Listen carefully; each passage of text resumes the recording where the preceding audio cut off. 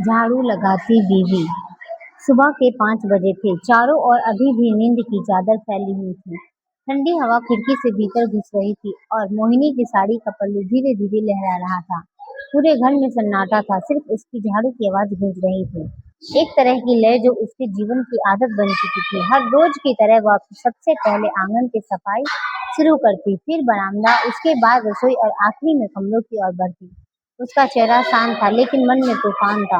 रोज सुबह की यही आदत बन गई थी, झाड़ू लगाना, फिर खाना बनाना, फिर पूरे दिन की दौड़ भाग। कोई तारीफ नहीं, कोई धन्यवाद नहीं, सिर्फ अपेक्षाएं। एक लड़की जो कभी सपना देखती थी। मोहिनी कभी ऐसी नहीं थी।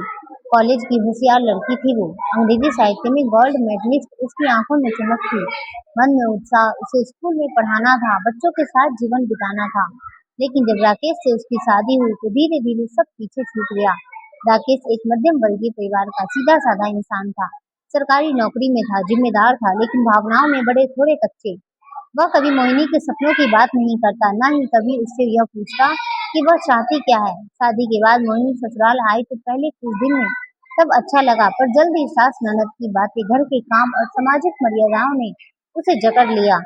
पढ़ाई पीछे रह गई, सपने धुंधले हो गए और जो बचा वह बस घर, रसोई और झाड़ू। झाड़ू लगाना मोहिनी के लिए सिर्फ एक घर साफ करना नहीं था, वो अपने मन की भावनाओं को हर सुबह इन झाड़ुओं के साथ बुहार देती थी। हर एक कोना साफ करते हुए वह अपने भीतर के दर्द को साफ करने की कोशिश करती। वह सोचती, क्या यही मेरा जीवन है? क्या झाड़ू लगाने के लिए ही मैंने पढ़ाई की थी? क्या कोई नहीं समझेगा कि मेरी भी कोई पहचान है? लेकिन वह चुप थी, क्योंकि उसे सिखाया गया था कि एक पत्नी को सहनशील होना चाहिए। वो पति की खुशी में ही अपनी खुशी समझे और घर को संभालना है उसका धर्म है। राकेश एक अच्छा पति था, पर भावनाओं को समझने में थोड़ा पीछे था। वह दिन भर अपने काम में व्यस्त रहता और रात को थक कर सीधा बिस्तर पर आ गिर जाता। मोहिनी की थकान, उसके मन के सवाल कभी उसकी नजरों में नहीं गुजरे।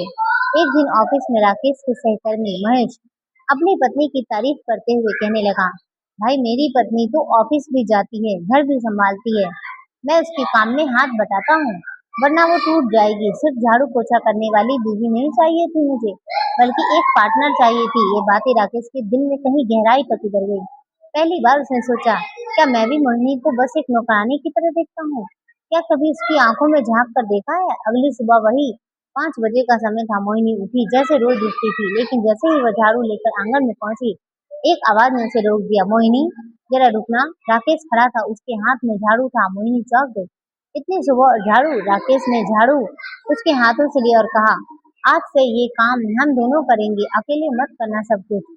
मुझे माफ करना, मैंने कभी तुम्हारी मेहनत को नहीं समझा। मोहिनी की आंखें भर आई, उसने कुछ नहीं कहा, बस चुपचाप वहां बैठ गई। उसकी आंखों से आंसू बहने लगे, लेकिन उन आंसुओं में दर्द कम और सुकून ज्यादा था। कुछ दिन के बाद घर में छोटे छोटे बदलाव शुरू हुए।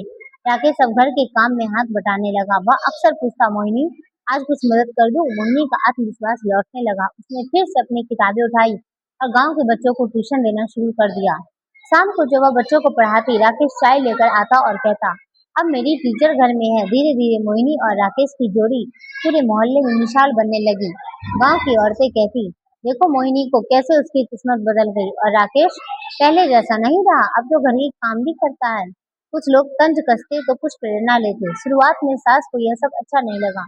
उन्हें लगता था कि बहू का काम है घर संभालना और पुरुषों का बाहर का। लेकिन अब उन्होंने देखा कि घर पहले से ज्यादा खुशहाल हो गया है और मोहिनी के चेहरे पर चमक लौट आई है, तो उन्होंने चुपचाप उसकी पीठ थपथपाई। बेटी, तुझे तो भगवान ने ही सही पति दिया और तूने उसे समझाया ही सही तरीके से।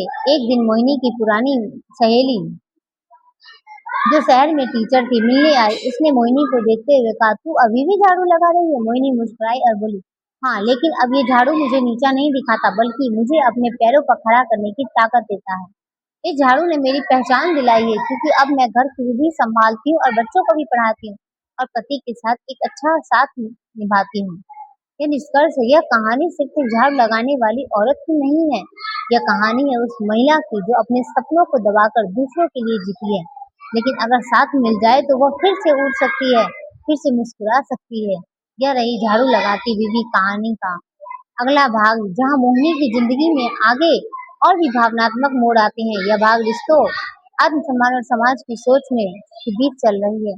एक गृहिणी की जद्दोजहद को और गहराई से दिखाता है। मोहिनी एक पढ़ी लिखी महिला शादी के बाद झाड़ू पोछा खाना और जिम्मेदारी में घिर जाती है। पति राकेश उसे समझ नहीं पाते, लेकिन एक दिन जब राकेश झाड़ू अपने हाथ में लेते हैं तो मोहिनी की दुनिया बदलने लगती है। वह फिर से पढ़ाने लगती है, आत्मनिर्भर बनती है। अब मोहिनी दिन में बच्चों को पढ़ाती और शाम को राकेश के साथ बैठकर भविष्य की योजना बनाती। मोहिनी की नजर अब सिर्फ घर की तक सीमित नहीं रही। वह चाहती थी कि गांव की अन्य महिलाएं भी बाहर निकले, पढ़े, कुछ करे। एक रात जब राकेश ऑफिस से लौटे तो मोहिनी ने पूछा, अगर मैं एक महिला शिक्षा केंद्र शुरू करूँ तो? राकेश ने मुस्कुरा कर कहा, अगर किसी को करना है तो तुमसे बेहतर कोई नहीं, मैं तुम्हारे साथ हूँ। जब मोहिनी ने गांव की महिलाओं को बुलाकर पहला पाठ शुरू किया तो कुछ लोग हंसे। झाड़ू वाली बहू अब दूसरों को सिखाएगी, घर का काम ठीक से नहीं होता तो शिक्षा की बात कर रही है। लेकिन मोहिनी चुप रही। उसे अपने पुराने दिन की ताने याद आते थे। वह सब जानती थी कि जब कोई औरत आगे बढ़ती है तो सबसे पहले उसके चरित्र और उसकी काबिलियत पर सवाल उठाए जाते हैं। लेकिन हर दिन उसका केंद्र बढ़ता गया। पहले 5 महिलाएं, फिर 10 महिलाएं, फिर 20। एक दिन महिलाएं मोहिनी की सास को तेज बुखार आया। डॉक्टर ने कहा उन्हें आराम और लगातार देखभाल की जरूरत है। अब मोहिनी को दिन में पढ़ाना, घर संभालना और रात में सास की देखभाल करनी पड़ती। राकेश जितना हो सके मदद करता, लेकिन ऑफिस की ड्यूटी सीमित थी। थकान से एक रात मोहिनी बेहोश हो गई। जब होश आया उसने देखा राकेश उसका सिर सहला रहे थे और डॉक्टर कह रहा है उसे आराम चाहिए। ये औरत मशीन नहीं है, इसे प्यार और सुकून भी चाहिए। कुछ महीने बाद जिला स्तर पर महिला सशक्तिकरण कार्य के लिए सम्मान देने घोषणा हुई। मोहिनी को भी बुलाया गया। वो वही मोहिनी थी जो एक दिन झाड़ू लगाते हुए रोया करती थी। आज मंच पर खड़ी थी, सम्मानित हो रही थी, लेकिन मंच से बोलते हुए उन्होंने सिर्फ एक बात कही, हर महिला जो सुबह उठकर झाड़ू लगाती है वो सिर्फ सफाई नहीं करती, वो पूरे परिवार का जीवन संवारती है। अगर उसका साथ दिया जाए तो वह समाज की तस्वीर बदल सकती है। तालियों की गड़गड़ाहट, राकेश की आंखों में गर्व और सास की नम आंखों से बहती खुशी, ये सब कुछ कह गई। अब मोहिनी की कोशिशें रंग ला रही थी। गांव की बहुत सी महिलाएं सिलाई, पढ़ाई, हस्तकला सीख रही थी। कुछ ने तो अपने छोटे व्यवसाय भी शुरू कर दिए। एक बार मोहिनी से एक पुरानी औरत आई और बोली, बिटिया तुमने झाड़ू को इज्जत दी। एक दिन उसका छोटा बेटा आदित्य, जो अब 10 साल का हो गया था, स्कूल से आकर बोला, माँ टीचर ने पूछा कि आपकी माँ क्या करती है। मोहिनी मुस्कुराई। फिर तुमने क्या कहा? आदित्य बोला, मैंने कहा मेरी माँ दुनिया की सबसे बहादुर औरत है। वो झाड़ू भी लगाती है, पढ़ाती भी है और लोगों की जिंदगी भी बदलती है। मोहिनी की आंखें फिर भर आई। उसे लगा उसका संघर्ष व्यर्थ नहीं गया। अब मोहिनी का केंद्र सरकारी सहायता से एक बड़ा केंद्र बन गया था। गाँव की हर महिला उसे दीदी कहकर बुलाती थी। वह आज भी सुबह उठकर झाड़ू लगाती, लेकिन अब वो झाड़ू उसकी कमजोरी नहीं, उसकी पहचान है। हर कोना अब जब वह साफ करती है तो उसे लगता है जैसे वह समाज की गंदगी भी हटाने में लगी है। इसका निष्कर्ष, झाड़ू लगाना कोई शर्त की बात नहीं, लेकिन अगर एक महिला का जीवन सिर्फ झाड़ू तक सिमट जाए तो यह समाज की हार है। मोहिनी ने उस सीमित सोच को तोड़ा और अपने भीतर छिपी रोशनी को दुनिया के सामने रखा। आज वह सिर्फ एक बीवी नहीं, एक शिक्षिका, एक प्रेरणा, एक समाज सेविका है। एक समय वो बस झाड़ू लगाती थी, फिर उसने झाड़ू से ही दुनिया बदल दी। जानिए मोहिनी की कहानी का दूसरा भाग, जहाँ हर महिला को खुद की पहचान मिलती है। जरा झाड़ू लगाती बीवी भाग 3, बेटी की उड़ान, एक प्रेरणादायक और भावनात्मक कहानी का तीसरा अध्याय। अब केंद्र में मोहिनी की बेटी एक नई पीढ़ी है जो अपनी माँ के संघर्ष से सीखकर समाज की सोच बदलने के लिए तैयार है। मोहिनी जो पहले सिर्फ एक गृहिणी थी, अब गांव में महिला शिक्षा और स्वावलंबन की प्रतीक बन चुकी थी। उसने अपने संघर्ष, झाड़ू और सपनों में एक नई क्रांति की शुरुआत की। अब कहानी आगे बढ़ती है उसकी बेटी आशा की, और बचपन से ही माँ को झाड़ू लगाते, पढ़ाते, समाज से लड़ते और मुस्कुराते देखती रही थी। उसे समझ आ गया था कि उसकी माँ कोई आम औरत नहीं है, वह एक ऐसी औरत है जिसने दुनिया को बिना हथियार के जीत लिया था। जब स्कूल में आशा से पूछा गया, तुम्हारी आइडियल कौन है, वो बोली, मेरी माँ। दोस्त हंसते, टीचर मुस्कुराते, लेकिन आशा का जवाब हर बार वही होता। अब मोहिनी की उम्र 45 के पार हो चली थी। स्वास्थ्य पहले जैसा नहीं रहा, लेकिन उसके विचार और जज्बा पहले से भी मजबूत हो गए थे। एक शाम जब वह आशा के बालों में तेल लगा रही थी, उसने कहा, बेटी एक सपना है, चाहती हूँ कि ये शिक्षा केंद्र एक दिन बड़ा स्कूल बने, जहाँ सिर्फ किताबें नहीं, आत्मसम्मान भी पढ़ाया जाए। आशा ने बिना कुछ बात कहे बात दिल में रख ली। आशा ने शहर में एक प्रतिष्ठित कॉलेज में दाखिला लिया, सामाजिक कार्य, महिला अधिकार विषय में। जब वह कॉलेज में अपनी माँ की कहानी सुनाती तो लड़कियां उसकी आंखों में चमक देखती। कुछ ने कहा, कभी ऐसा सोचा नहीं था कि एक झाड़ू लगाने वाली औरत किसी की हीरो हो सकती है। आशा ने जवाब दिया, माँ ने मुझे सिखाया कि काम छोटा हो या बड़ा नहीं होता, सोच छोटी हो सकती है। शहर में रहते हुए आशा को एहसास हुआ कि महिला सशक्तिकरण के लिए सिर्फ गांव नहीं, शहर भी अछूता नहीं है। यहाँ भी महिलाएं ऊंची डिग्रियां लेकर घरेलू हिंसा झेलती है, दहेज के नाम पर चुप रहती है। आशा ने कॉलेज में एक कैंपेन शुरू किया, अपनी माँ से सीखो। इस कैंपेन में हर लड़की को अपनी माँ की संघर्ष भरी कहानी बतानी थी। सबने अपनी कहानी कही, लेकिन जब आशा ने मोहिनी की कहानी सुनाई तो हॉल में सन्नाटा था और फिर तालियों गड़गड़ाहट। इधर गांव में मोहिनी की तबीयत अब और बिगड़ने लगी थी। डॉक्टर ने कहा उन्हें आराम की सख्त जरूरत है। जब आशा को पता चला वह तुरंत गांव लौटी। माँ को देखकर वो रो पड़ी। माँ, तुमने सबको संभाला पर खुद को कभी नहीं संभाला। मोहिनी मुस्कुरा दी। मुझे खुद को संभालने की जरूरत नहीं थी, क्योंकि मेरी बेटी अब मुझे संभालने के लिए तैयार है। अब आशा ने माँ के शिक्षा केंद्र की जिम्मेदारी संभाली, लेकिन उसने उसे और बड़ा सपना बना दिया, एक आत्मनिर्भर महिला विद्यालय, जहाँ महिलाएं पढ़ाई के साथ साथ डिजिटल शिक्षा, स्वरोजगार, हेल्थ अवेयरनेस, आत्म सुरक्षा और अधिकारों की भी पढ़ाई कर रहे। सरकार से मदद ली, शहर के कुछ मित्रों से चंदा इकट्ठा किया और आखिरकार मोहिनी महिला विद्यालय की नींव रखी। उद्घाटन के दिन मोहिनी व्हील चेयर पर बैठी थी। मंच पर मुख्य अतिथि थे, लेकिन सबसे खास चेहरा था मोहिनी का। सभी ने खड़े होकर तालियां बजाई। आशा ने माँ की ओर देखा और कहा, माँ, आपने झाड़ू से जो रास्ता साफ किया था, मैंने उस पर चलकर मंजिल बना दी। मोहिनी की आंखों से आंसू बह निकले। पहली बार नहीं, पर आज के आंसू संतोष के थे।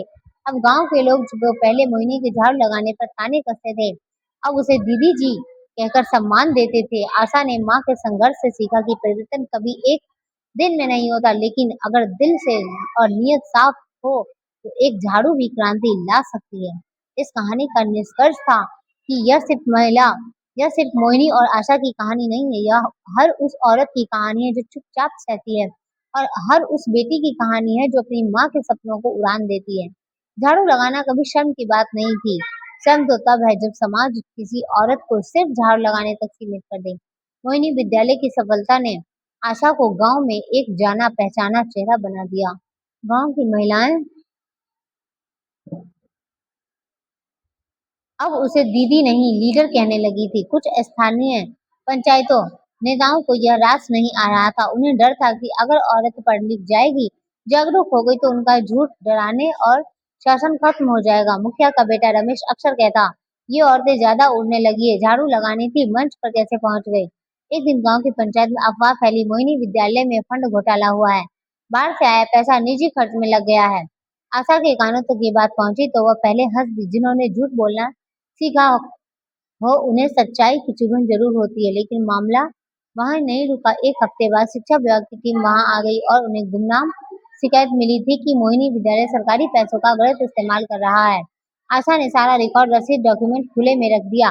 कोई भी झूठ नहीं था, लेकिन जांच के नाम पर अधिकारियों को कुछ गलत साबित करने पर उतारू थे। उन्होंने कहा, जब तक क्लियर न हो विद्यालय बंद रहेगा। अब मोहिनी की तबीयत और बिगड़ने लगी। व्हील चेयर पर बैठी वह बेटी को देखती और कहती, बेटी, क्या हमने कुछ गलत किया जो हमें ये दिन देखना पड़ रहा है। आशा ने माँ का हाथ थामा और बोली, माँ, हमने धालू से धूल हटाई है, कुछ लोगों ने गंदगी उजागर हो गई है, इसी की सजा है ये। गांव की महिलाओं ने जब सुना कि विद्यालय बंद किया जा रहा है तो उन्होंने खुद पंचायत के सामने मोर्चा खोल दिया। सैकड़ों महिलाएं आशा के साथ खड़ी थी और वे चिल्ला रही थी, हमारी दीदी को बदनाम मत करो, हम झाड़ू उठाकर लड़ेंगे अगर जरूरत पड़ी तो। यह विरोध गांव की राजनीति को झटका दे गया। एक लोकल पत्रकार ने आशा की कहानी को चैनल पर दिखाया। जिस महिला ने गांव की बेटियों को शिक्षा दी, आज उसे फर्जी इल्जामों में फंसाया जा रहा है। वीडियो वायरल हो गया, पूरे जिला में चर्चा छिड़ गई। अब प्रशासन ने जांच दोबारा शुरू की। इस बार ईमानदारी से जांच में साबित हुआ कि विद्यालय में कोई गड़बड़ी नहीं थी, सभी खर्च पारदर्शी थे। उल्टा यह भी सामने आया कि कुछ स्थानीय नेता शिक्षा का पैसा हड़पना चाहते थे। आशा को क्लीन चिट मिली। कुछ ही हफ्तों में आशा और मोहिनी को राज्य महिला प्रमाण पुरस्कार के लिए बुलाया गया। मुख्यमंत्री ने मंच से कहा, मोहिनी और आशा जैसे लोग हमारी असली उम्मीद हैं, जिन्होंने झाड़ू से समाज को झाड़ा और महिलाओं को उड़ान दी। मोहिनी मंच पर आंखें बंद करके खड़ी थी। उसने बुदबुदाया, अब मैं चैन से मर सकती हूँ। कुछ महीने बाद मोहिनी इस दुनिया को अलविदा कह गई। पूरे गांव की महिलाएं उनकी अर्थी को कंधा देने आई। किसी ने झाड़ू उठाई, किसी ने किताब। लोगों ने देखा एक झाड़ू लगाने वाली औरत को कितनी इज्जत। यह तो इतिहास है। माँ के जाने के बाद आशा टूटती नहीं बल्कि और मजबूत हो जाती है। अब वह सिर्फ एक विद्यालय नहीं, एक पूरा महिला आंदोलन चलाने लगी है। डिजिटल साक्षरता, महिला हेल्थ, स्वरोजगार, घरेलू हिंसा के खिलाफ लड़ाई उसकी जिंदगी का मिशन बन गया था। इस कहानी का निष्कर्ष है कि सच की राह आसान नहीं होती, लेकिन जब एक औरत झाड़ू उठाकर क्रांति करती है तो इतिहास लिखा जाता। मोहिनी ने झाड़ू से शुरू किया था, आशा ने उसे मसाल बना दिया। आज झाड़ू कोई शर्म की बात नहीं, वो एक क्रांति का प्रतीक बन चुकी है। माँ की मौत के बाद आशा को एक पुराना ट्रंक मिला। उसमें एक चिट्ठी थी जिस पर लिखा था, बेटी अगर तू कभी राजनीति में आए तो याद रखना, तुझे वोटों से ज्यादा विश्वास जीतना है, तेरी माँ मोहिनी। आशा ने वो चिट्ठी सीने से लगा ली। माँ की यह अंतिम सीख अब उसके जीवन की दिशा बनने वाली थी। अब मोहिनी महिला विद्यालय राज्य का उदाहरण बन चुका था। गांव में सड़क, पानी, शिक्षा सबके लिए आशा ही समाधान बन चुकी थी। एक दिन गांव की सैकड़ों महिलाएं विद्यालय परिसर में एकत्र हुई। एक बुजुर्ग महिला उठकर बोली, दीदी अब हमें आप नेता चाहिए, पंचायत नहीं। संसद में आपकी आवाज चाहिए। सभी चिल्लाने लगे, आशा दीदी जिंदाबाद। आशा ने बहुत सोचा। राजनीति से उसे नफरत थी, लेकिन बदलाव के लिए उसे उसी मिट्टी में पैर रखने पड़े जहाँ सबसे ज्यादा गंदगी थी। वह निर्दलीय उम्मीदवार के तौर पे खड़ी हुई। झाड़ू जो उसके संघर्ष और क्रांति का प्रतीक बन चुका था। चुनाव प्रचार के दौरान आशा ने भाषण में कभी वादे नहीं किए, उसने बस लोगों को याद दिलाया, जब मेरी माँ सुबह 5 बजे उठाती थी तब किसी ने मदद नहीं की। आज उसी झाड़ू से हमने गांव को बदला है। अब बारी है देश को बदलने की। हर गांव, हर महिला, हर युवा उसके साथ जुड़ गया। स्थानीय पार्टी घबरा गई। एक महिला, वो भी बिना पैसे पावर के, इतनी लोकप्रिय कैसे हो गई? कुछ ने उसे नकली गांधीवादी, कुछ ने झूठी नारीवादी तक कह दिया। मीडिया ने कहा, क्या झाड़ू वाली औरत संसद तक जाएगी? लेकिन आशा चुप नहीं रही। उसने कहा, हाँ, झाड़ू वाली औरत संसद जाएगी और वहां की भी सफाई करेगी। जब परिणाम आया, आशा ने विरोधियों को पछाड़ते हुए जीत दर्ज की और अपने क्षेत्र की पहली स्वतंत्र महिला सांसद बनी। न्यूज चैनल पर ब्रेकिंग न्यूज थी, झाड़ू से उठी बेटी संसद पहुंची। पहली बार संसद में खड़ी होकर आशा ने झुककर मां की तस्वीर को प्रणाम किया और कहा, मैं उन लाखों महिलाओं की प्रतिनिधि बनकर आई हूँ जिनकी पहचान सिर्फ उनके काम से नहीं, नाम से है। अब हम सिर्फ रोटियां नहीं बेलेंगे, हम कानून भी बनाएंगे। पूरा सदन तालियों से गूंज उठा। आशा ने संसद के में एक बिल प्रस्तुत किया, मोहिनी विधेयक, जिसका उद्देश्य था ग्रामीण महिलाओं के लिए निःशुल्क शिक्षा, घरेलू महिला श्रमिक के लिए सामाजिक सुरक्षा, घरेलू हिंसा के मामले में फास्ट ट्रैक कोर्ट में पंचायतों में महिलाओं की 50% आरक्षण। कई सांसदों ने समर्थन किया और कुछ महीने बाद ये कानून पास हो गया। मोहिनी मोहिनी विधेयक पारित होने के बाद देश भर में महिलाएं सड़क पर उतरी। वे अपने अपने मोहल्ले में शिक्षा केंद्र खोलने लगी। झाड़ू अब सिर्फ सफाई का उपकरण नहीं था, वो एक आंदोलन का झाड़ू झंडा बन गया। आशा ने माँ की याद में एक झाड़ू म्यूजियम बनवाया, जहाँ मोहिनी की असली झाड़ू, उनके दस्तावेज, पुरानी तस्वीर और कहानियां रखी गई। स्कूल के बच्चे वहां आते और पढ़ाते। झाड़ू से शुरुआत करने वाली महिला ने संसद में बैठकर देश का कानून बदला। आशा अब भी हर हर सुबह 5 बजे उठती। संसद में जाने से पहले वह माँ को तस्वीर के सामने खड़ी होती है और कानों में वो आवाज गूंजती है, तुझे वोट नहीं, विश्वास जीतना है। इस कहानी का निष्कर्ष है कि मोहिनी ने झाड़ू से सफाई की थी, आशा ने झाड़ू से संसद तक का सफर तय किया। अब झाड़ू सिर्फ सफाई नहीं, वो पहचान है, इंकलाब है और इज्जत है। अगर आपको हमारा कहानी अच्छा लगे तो हमारा कहानी को लाइक शेयर सब्सक्राइब करना ना भूलें। एवं आपको हमारी कहानी कैसी लगी हमें कमेंट करके जरूर बताएं और अगली कहानी आप किस टॉपिक पे चाहिए ये भी हमें जरूर से जरूर बताएं। तब तक के लिए धन्यवाद। मिलते हैं नेक्स्ट वीडियो में।